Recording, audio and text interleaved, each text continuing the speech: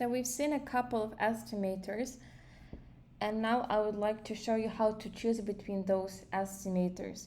So when it comes to pooled versus one-way fixed effects or versus two-way fixed effect estimator, we can use the approach that we are very much familiar with. This is the F-test approach.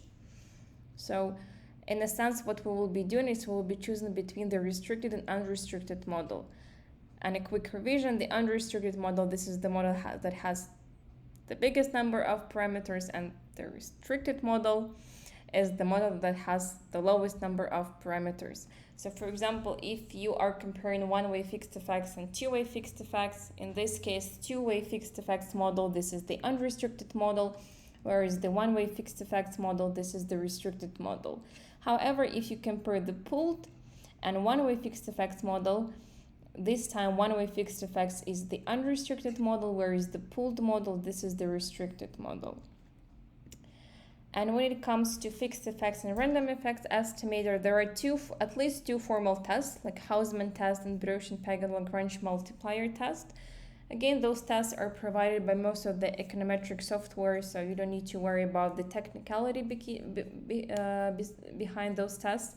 But please just keep in mind that they exist, and in case you will need to choose between the fixed effects and random effects estimator, those are the tests that can be applied.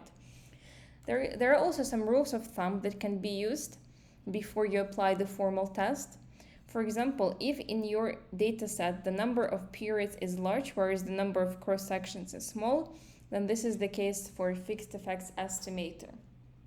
But to be honest, from my experience, I can tell you that most of the time you have a large number of cross-sections, whereas the number of periods is quite limited.